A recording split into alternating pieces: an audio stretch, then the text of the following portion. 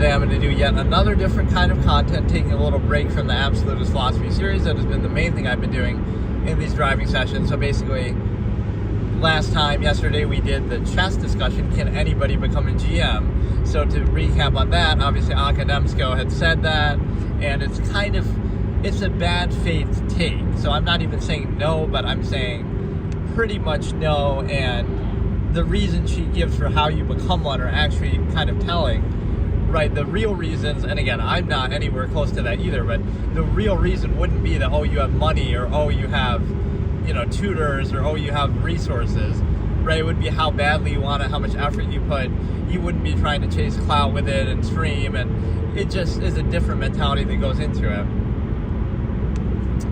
Right, so today I'm going to discuss Avatar 3 because it's coming out Thursday or Friday.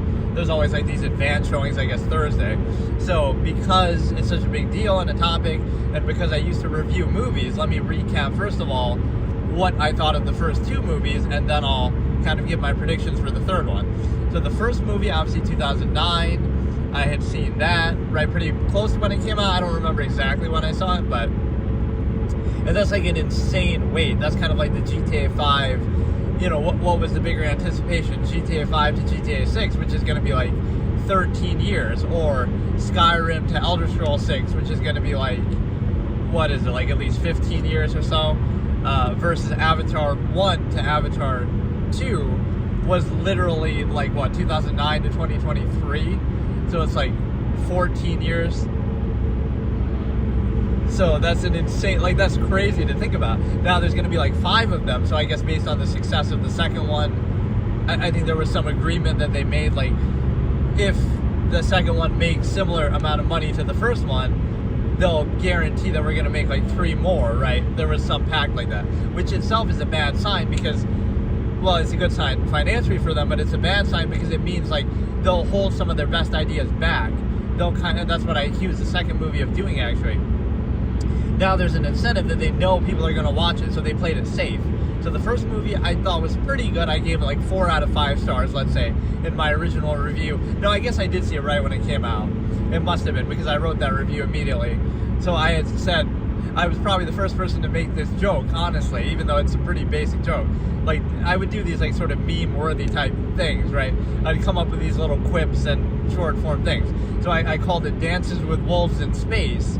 Right, it's like Dances with Wolves, but in space, which is basically the story, right? The Pocahontas story of like going behind enemy lines and then having a change of heart, right? You're kind of infiltrating them, and then you have a change of heart and help them, the same way that we see obviously in Avatar. So it's basically the same story, not exactly the most inspired. It plays into a lot of tribalistic, almost minimalistic kind of mindset, which is kind of ironic in a big term sense. Yeah, let's watch this movie that cost billions of dollars to make. Even if it makes it back, I get it, but that is such an exuberant waste of money, the whole experience, even watching it yourself. Let's do this very exploitative, wasteful thing, even though the part of the message and the theme of it is, oh, let's be minimalistic and like, oh, this native tribal kind of mindset, right? Oh, that's the lesson of this multi-billion-dollar waste of money, is that for entertainment, is that, oh, we should be more minimalistic. Let's recycle a bottle on the way out of the theater, right? It's like this modern societal hypocrisy that people don't have any awareness of. Like, yeah, we'll feel a little bit good about ourselves doing something minor like that versus, the very act of making a movie like that or watching a movie of any kind, right? It's kind of a wasteful thing, but with that money, you could have done such and such, but it's kind of like the zero-sum argument that, oh, well, if they make more money, then they can do more with it, but it just never works that way. So there's a couple of jokes to do with James Cameron that I would make. I made like a video compilation actually of some of these things, but basically just like some of my movie memes and jokes over the years. So there was one with Jim Carrey that people liked. It was like, because I always considered The Truman Show the best movie of all time, and I always reference that. So, and The Truman Show is actually a midlife crisis movie. That's the one take that people were kind of surprised by a little bit, and kind of, people don't think of it that way, but it's actually kind of interesting to think. Like, it's not really about reality TV or a satire on that, or the fact that he's trapped in a TV show. That's not really what the movie is about, or the trigger point. Obviously, that's the subject matter, but it's really a midlife crisis movie because it's like an analogy for society, right? He's getting to a certain age in his life where he wants to go out and explore and go to Fiji and stuff like that. That doesn't have anything to do with the fact that he's on a show, right? He's in a small town, Sea Haven, right? And he's never left, and he's lived there his whole life. So he feels almost trapped there, the same way in real life that people often feel trapped and they've been in the same place and they don't have the financial means to go somewhere else and, you know, be free of something that they basically didn't choose. So he's having a midlife crisis, and that's what exposes the show to him, not so much the show itself, right?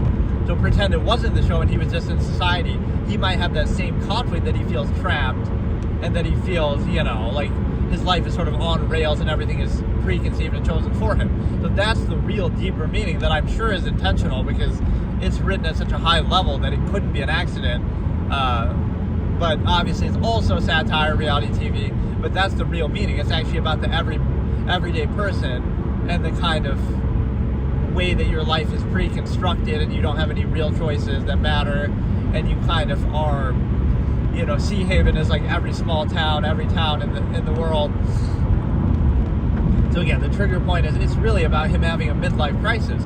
He wants to go to Fiji. It doesn't have anything to do with the fact that he's on a show, right?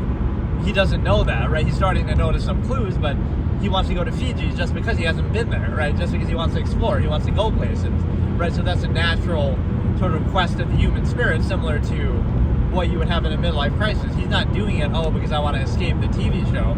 He wants to escape the small town that he's been trapped in, the same way you would be in society to a degree, right? That simulates society. So by simulating society, you're creating some of the same problems, right, that it would have. And then, let me think of, so the joke was, if you don't like me when I'm doing fart jokes, you don't deserve me when I'm doing existential drama, which is almost a joke on myself too, because I kind of always didn't like him, and I almost allowed my preconceived notions about him to prevent me from watching those movies for a while, like Eternal Sunshine of the Spotless Mind or The Truman Show. I didn't know what to expect, so I go into these movies kind of blind, and then, you know, you expect them to all be like dumb comedies or something, but it's nothing like that, right? So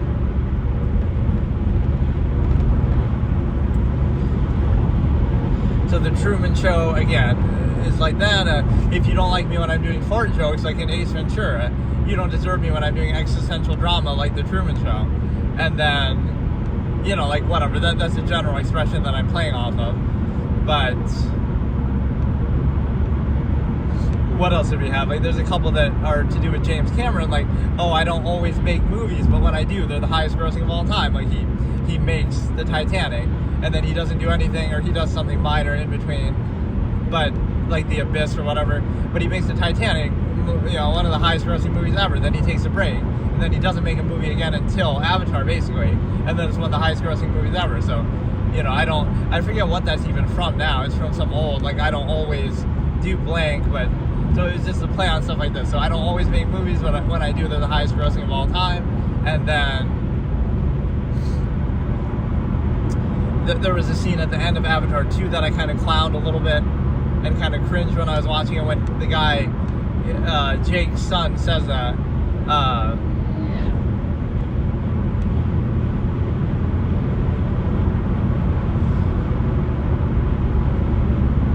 He tries to recite the name of the movie, like he's doing the quote, "The way of water connects all things." He's kind of doing a little monologue, and that is such an eye roll type moment, because it feels so forced and like they're trying too hard, like name dropping.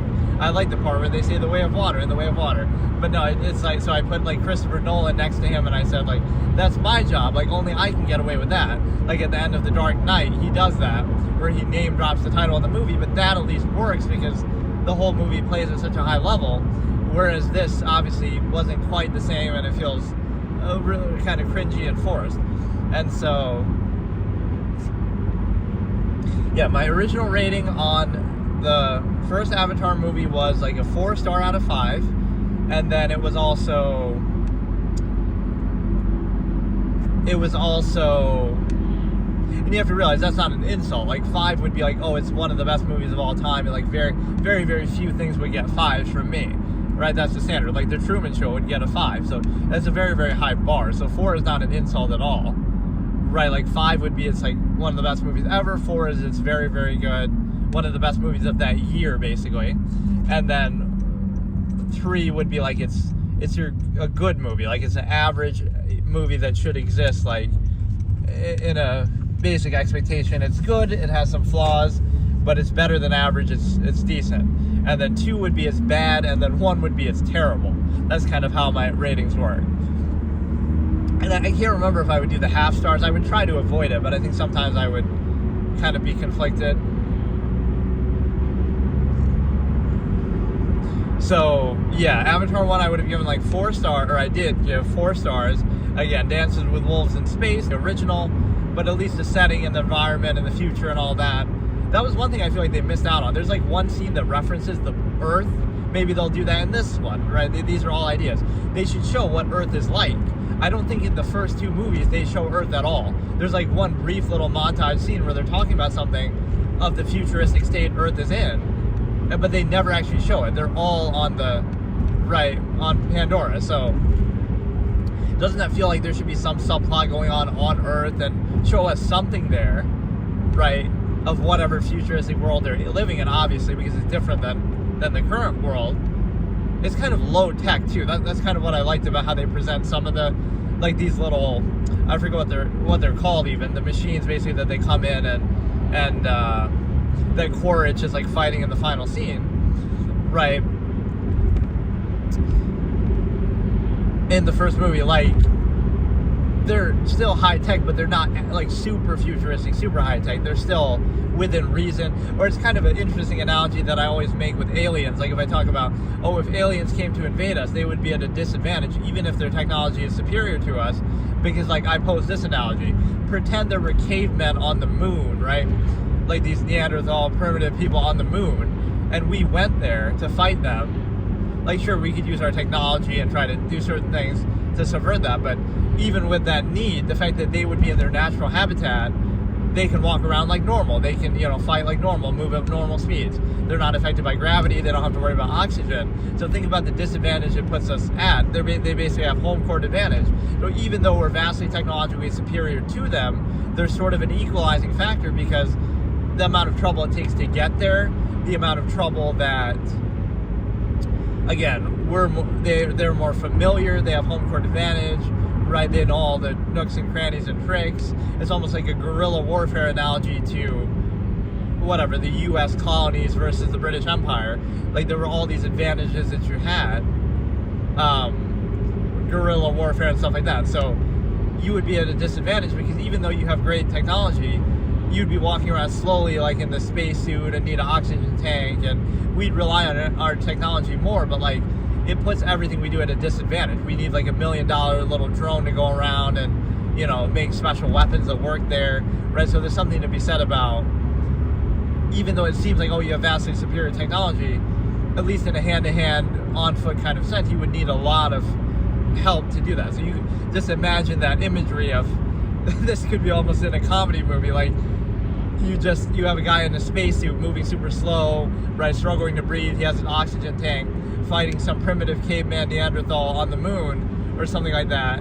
It's like even though the Neanderthal has very poor technology, just like a stick and a stone and something, it doesn't matter because it evens itself out because that person needs the suit and they need the oxygen tank and they have all these things holding them back and they need, they need so many allowances to be on equal footing, so the technological advantage is almost erased a little bit, right? Because that's kind of the minimalistic way to look at it, right? They're in their natural habitat, so they can move at normal speed, and they're not bothered at all, and they kind of, what do you call it? Like, they know all the secrets, the nooks and crannies, they have all the guerrilla warfare tactics, so it's kind of presented in a similar way there. But, no, I just find that imagery kind of funny, like some caveman with a stick and a rock versus, look at us with all our technology on the moon, let's say, and us with all our crazy nuclear bombs and technology. But if we were to go there one-on-one, right, we would be moving around slowly, we wouldn't be able to fight very well. So that kind of shows you it wouldn't be as easy as you think if like aliens came to invade us, right? They'd be kind of out of their element, so they would have to account for every little thing. So it kind of hurts the technological advantage a little bit.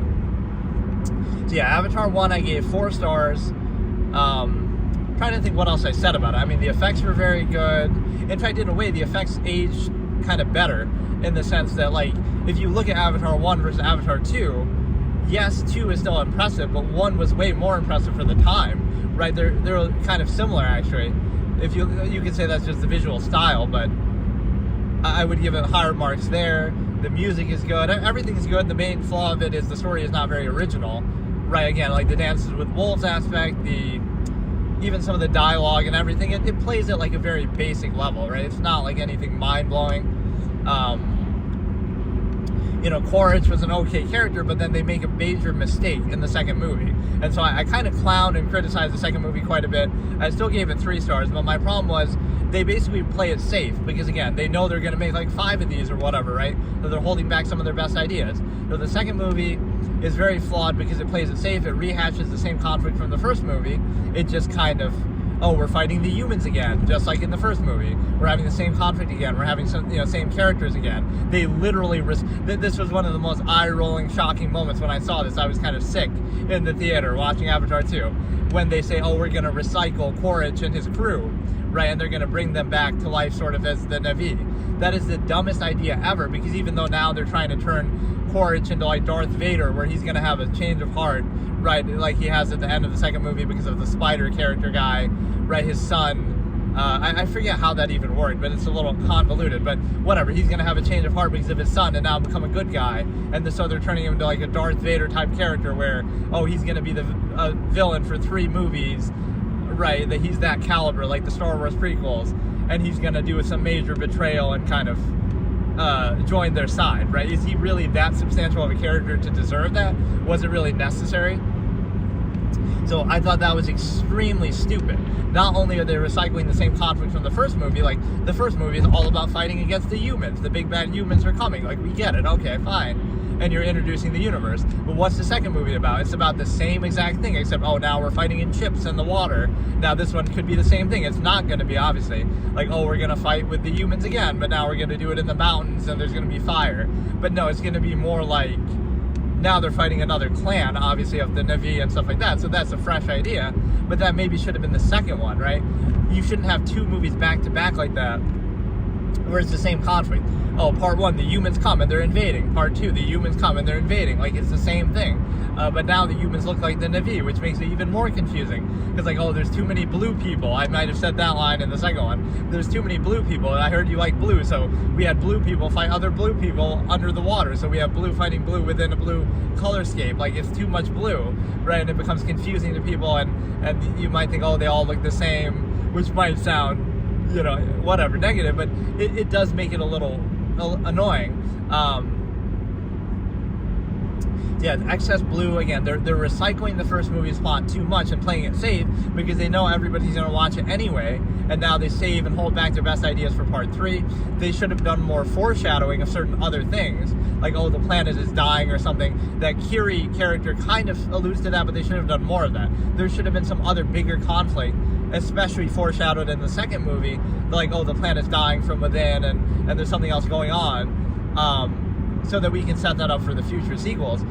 Or, for example, they should have introduced the Fire Clan in that movie, right? Because they knew they were going there in the third movie. So did they even mention it? Did they have a line of dialogue? Did they reference something, right? Like, it's hard to, like, why don't we escape from the humans going this way, in this direction, into the mountains, and be like, we have, the Fire Clan's taken over there. We can't mess with that. And show, like, a little fear that, like, they're even scarier than the humans, that we'd rather fight the humans in the water than go in the mountains and mess with the Fire Clan. So just give us 1 or 2 lines of dialogue like that, just so it foreshadows that, we remember they mentioned that. Now it'll be like, we're introducing this thing that we've never heard about before, right? Completely fresh, completely new. There's never been any dialogue about really any of the other Na'vi clans, right? We've seen the ones in the forest, we've seen the water, but that would have been a good line of foreshadowing. I really think they should have had something like that, right? Just a couple lines, maybe some reference, maybe some background conflict, right? The first 2 movies are very singular like that. They're like, we're just focused on the humans and nothing else is going on. The big bad humans are coming and we're fighting them. Like, we get it, but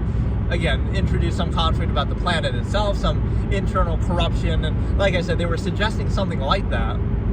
With Kiri, like her ability to sense things, but they didn't go far enough. There should be something more clear that they established in the second movie, like, the planet's dying from within, and it has nothing to do with the humans or what we're doing, right? There's some other larger conflict going on that would set up for the next several movies that we know in the background that's always happening. Then they also would have, again, the other tribes. They could have alluded to a little minor conflict in the second movie that, like, oh, we don't like this fire tribe and we're not going to go in the mountains because we don't want to mess with them yet right now. We'd rather fight the humans, and just leave that line in passing so it sets up for the foreshadowing, I think, properly. That would have been a lot better than just nothing. There's no foreshadowing of anything. Now we'll just introduce it fresh. I think that's kind of a little stupid, especially since they know what they're doing. Like, you know, they know there's going to be several sequels. It's not like a surprise to them. But yeah, the second movie made a major miscalculation by recycling Quaritch as the villain. There was no need to do that. You could have introduced a fresh new villain.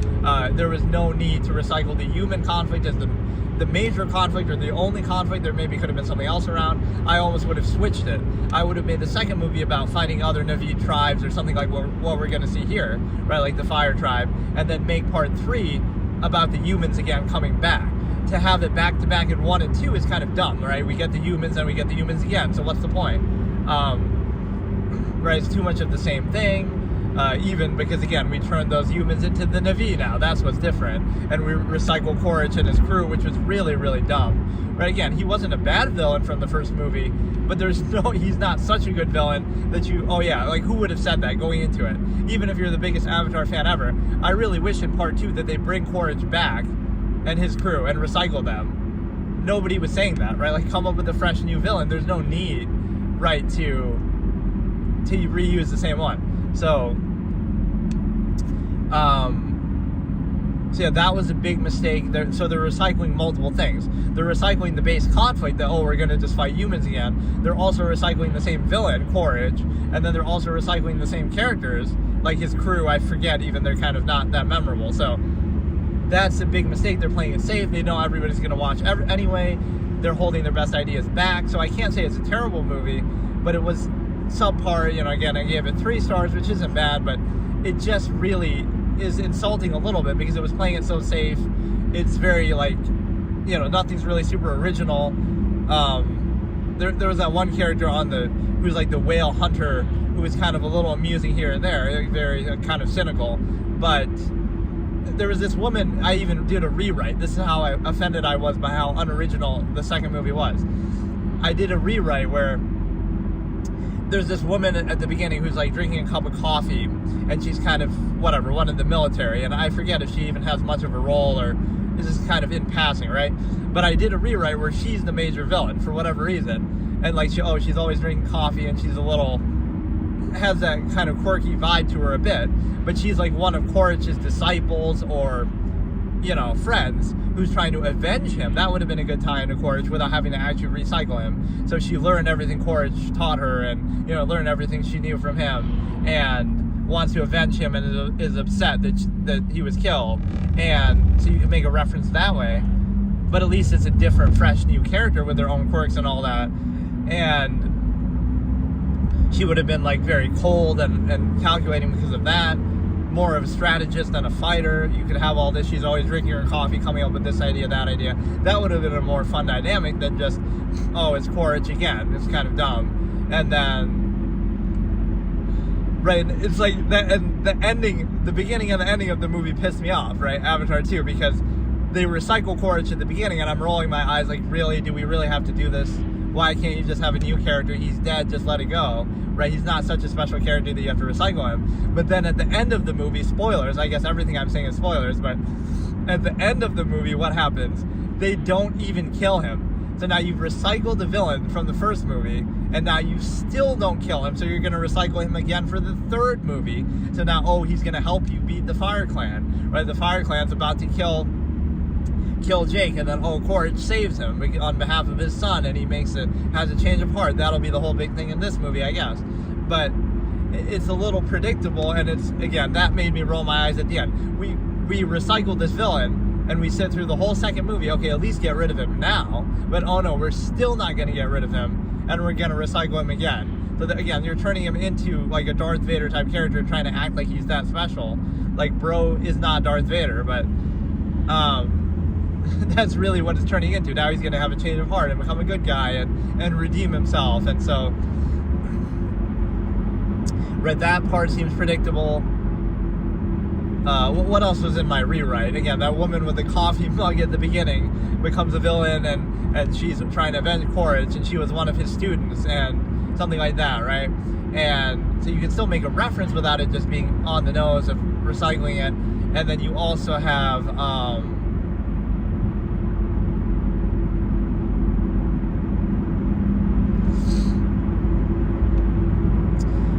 what else did I say? Again, you recycle him at the beginning, and then you keep him alive still going into the next one. You have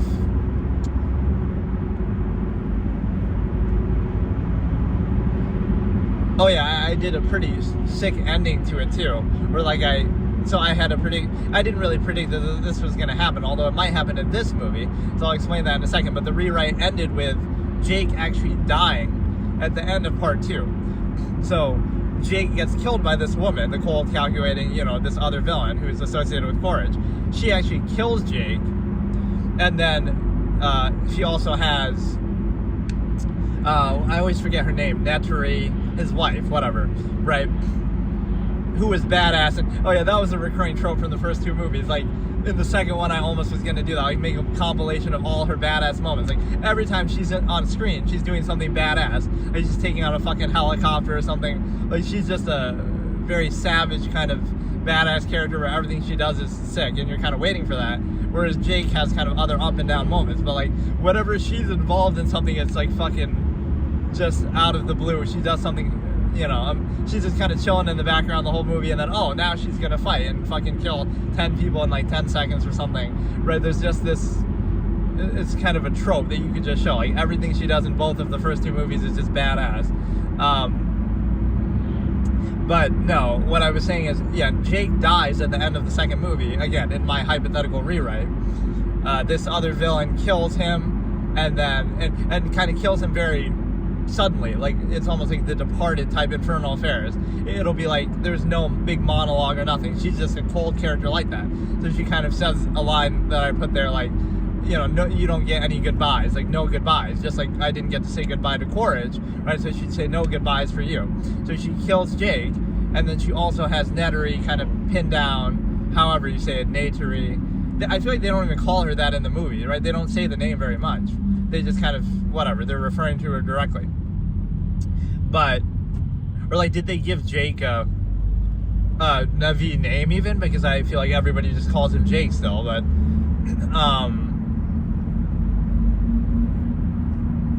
no, it's basically like, right, she killed Jake, and then his wife is pinned on the ground and also crying and upset and shocked at this event. And then what happens? Because they set this up pretty well and it would have worked pretty good, but oh no, they got to have more sequels, and they got to, in and of itself, this would have been such a more impactful ending. Jake dies, and you might think, oh, now where does that leave the rest of the series even? Guess what they set up in this movie? They're introducing their children this movie, right? And they're having this back and forth, and you got to protect each other, and it's kind of a coming of age thing for the children. So what would be the natural ending and conclusion here? The natural ending would be Jake dies and then hands off the reins to one of the 2 kids, right? Right, he would die and hand off the reins, like, okay, now, and so one of the lines would be like that. The girl's about to kill Neturi, and then she'd be saying, okay, she'd say the 2 badass lines, no goodbyes to Jake, because again, she didn't get to say goodbye to Quaritch. But then also, when she's about to kill his wife, she says, like, right, there's no one to protect you now. And then one of the kids comes from behind, kind of like the older one, I forget their names even, but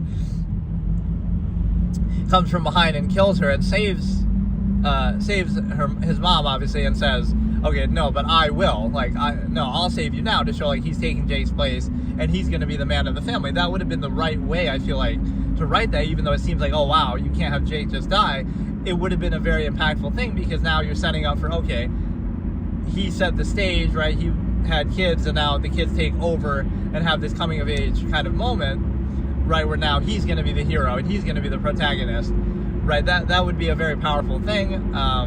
kind of a missed opportunity, but again, they want to milk it and drag it out. Maybe they'll have that happen in this movie, right? They're like, okay, at the end of part 3, now Jake is going to die and hand the reins off to the oldest son. Maybe they'll copy my idea. Maybe they've seen my video where I was discussing that. Like, that'd be hilarious, actually. But so Jake will die at the end of this one. I still don't think they're going to do it, but that would be an awesome thing, right? He dies in some major sacrifice kind of moment, and then his son takes over, right? His oldest son, and it's like, okay, now it's a coming of age kind of moment for them, and now he has to be the man of the family and protect.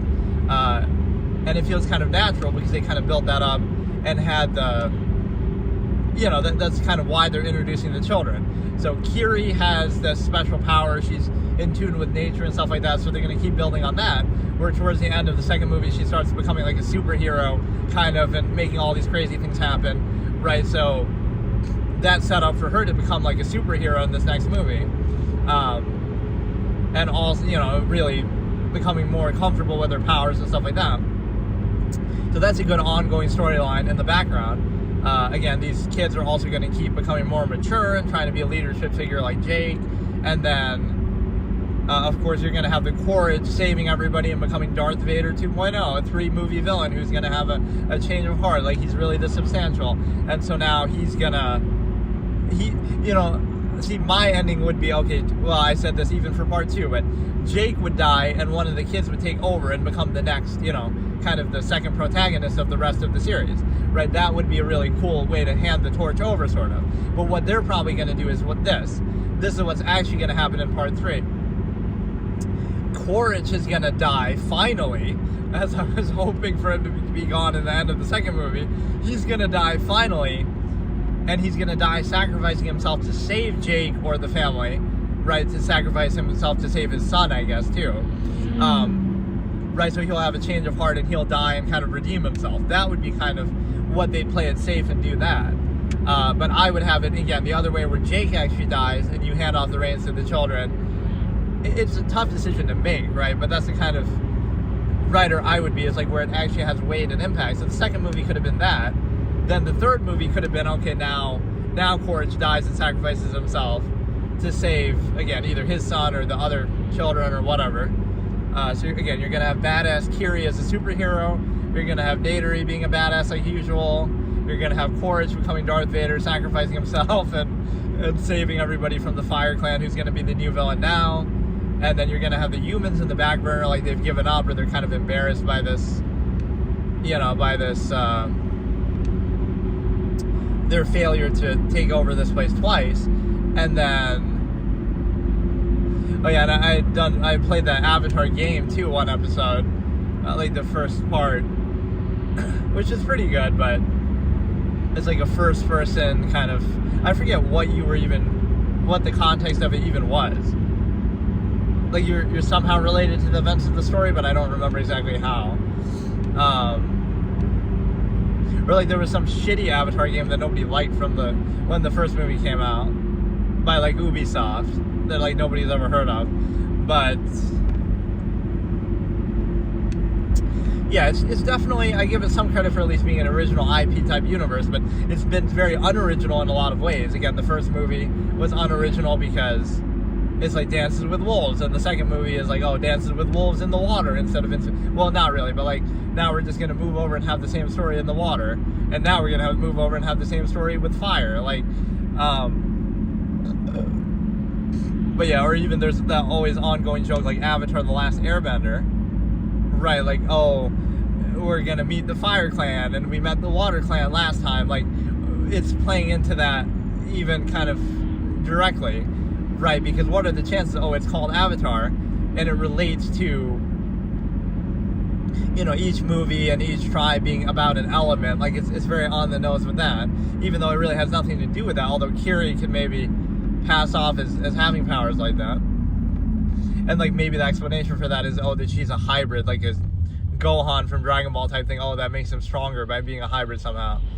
So like, oh, why doesn't anybody else have those kind of powers? That could be exactly the reason why. Right, even though I guess the other kids don't have that as much, but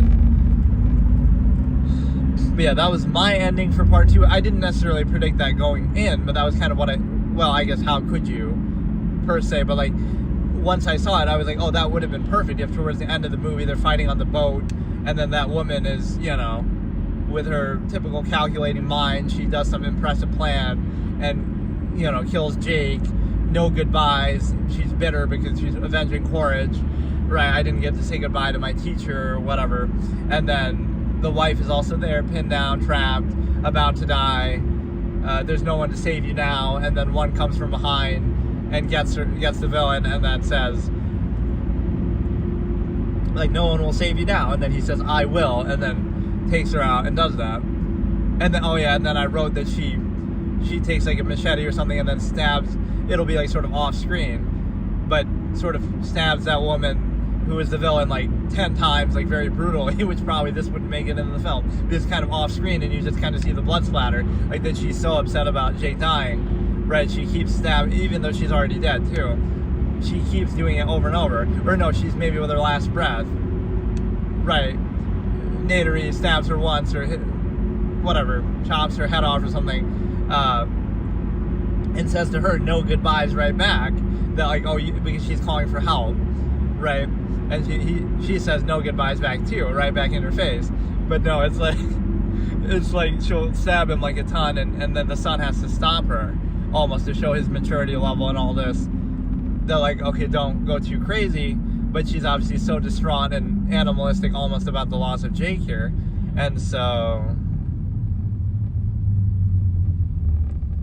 right, that would be a better ending there. And then again, one of the kids takes the reign. You got to think about like the larger implication, like when they're introducing these kids and they're helping and they're trying to earn their own place and prove themselves in the line of duty. Like the movie starts out and they're kind of getting scolded for not being safe and kind of whatever, they almost get killed, so they're kind of trying to prove themselves. And so it would have been a great way to segue into that, right? So this is my copyright patented sort of rewrite of the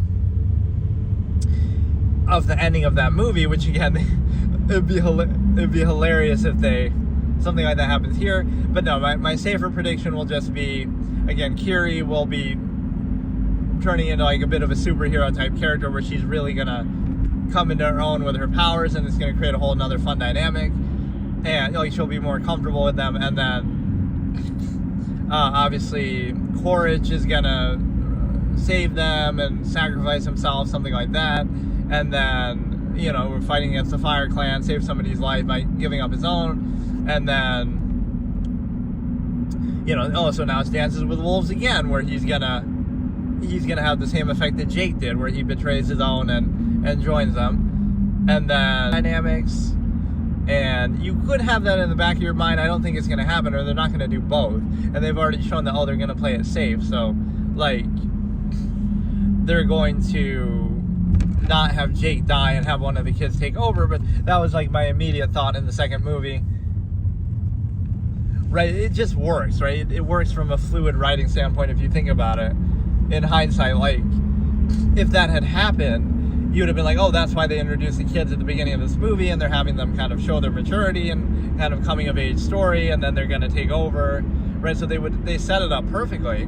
Maybe it seems like, oh, that's happening too fast, but it would kind of show you the epic kind of nature of this story, where like, oh, there's going to be 5 parts, but that doesn't mean Jake has to be the hero in all of them. Then now you'd move on to him. It's a risk to take, but it's exactly what I would have done. So yeah, I think this one will be much better than the second one, because they'll be much more original. Again, a lot of good ideas that they have in here, they were probably holding back from the second one, because again, they knew that everybody's going to watch it anyway, just because of all the hype and the wait and the success of the first movie. So they were holding back some of their best ideas for the next ones, because they know they're already going to make 3, 4, and 5 and stuff. So it is, I think this one will be much better, right? And a lot of ideas that you say, oh, they should have done that in the last movie, right? That they deliberately held back just because they know they're going to make so many. That's a negative thing when you have a plan, like that you already are guaranteed to make this many, so you have an incentive to hold ideas back and not go all out. And so, yeah, obviously Quaritch is going to have a change of heart, change sides. He's going to help them fight the Fire Clan. He's going to sacrifice himself to save somebody, right? That seems pretty predictable. And again, ideally, my thing would be that Jake actually dies. Not that I want him to die, but that was, again, from part 2 of my rewrite. I just said he dies, and again, one of the kids takes over as like the main character, which it seems like a crazy thing, but it seems to fit, honestly, with the writing very well. Just kind of a moment to recalibrate and like, okay, now the rest of the series has that weight to it, and he becomes sort of a legend that they refer back to and try to live up to. But it just felt so natural and organic in the second movie if that was to happen. But instead they had one of the kids themselves die, which I don't think that really does much for the plot. Like, okay, we just got introduced to him here. It didn't have that much weight to me because, you know, they introduced him at the beginning of the movie and now one of them dies, and it's like, so it doesn't do anything for the story. Like, okay, so now he's gone, they have the one kid and then Kiri, and so now she's gonna take center stage. But yeah, I was disappointed by the second movie though, and again, it shows you the dangers of playing it safe, and it shows you kind of recycling content, recycling the villain, recycling the conflict with the humans, right? It's very on the nose of what we saw in the first movie. So at least I have higher hopes for that, for the third one. And now they're going to come out in kind of quick succession, so I guess they filmed some of these together, right? It took 14 years between 1 and 2, but now it's going to be like every couple years that you get, I keep saying 23, it was like the end of 2022, right, that it came. Those are like the last 2 movies that I saw in theaters too. I saw Megan at the beginning of 23, and then I saw obviously Avatar 2 at the end of 22. I don't think I've seen anything in theaters since then, just because I don't go to theaters anymore, or I don't even watch movies much. But yeah, this one I will see, and I'll do a review on it, I guess, properly. But, or yeah, like James Cameron's obsession with the water, like he did The Abyss, right? So that's kind of the same inspiration that he gets here. Or yeah, it's like Terminator is why he likes the mechs, and like you can find some analogy to his other work. But the bigger point is the fact that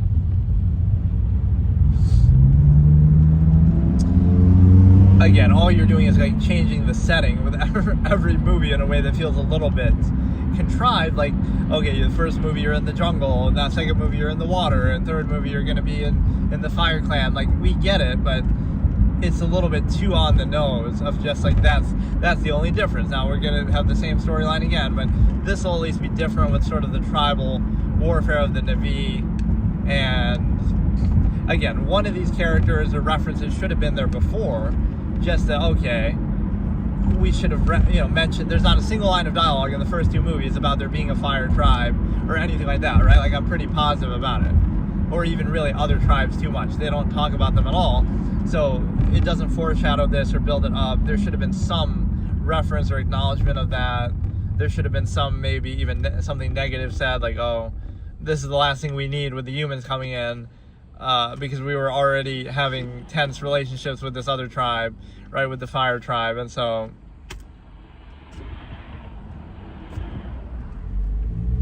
right, all it would take is one line of dialogue. You don't even have to show them, or you could introduce a character like an ambassador to the Fire Clan, who was kind of there for comic relief or being a bit of a dick. Right, so again, it would just set up for that conflict later. But those are the 2 conflicts that I would have set up in the second movie, or maybe even partly in the first, that at least that other tribes exist, and we should mention them more heavily and have little conversation, little dialogue about them, whether it's positive or negative. And then that something's going on with nature and the planet, which I'm sure some people will say, well, Kiri kind of does that, but like she can feel something going on, but it should have been more than that. Like, she's kind of seems crazy and it's the end of the world kind of a thing, and it's got nothing to do with the humans. So people focus on the initial conflict in front of them, but they don't see the bigger picture that, like, oh, it's going to be like global warming type thing. Which is ironic for a tribal, more minimalistic type society, but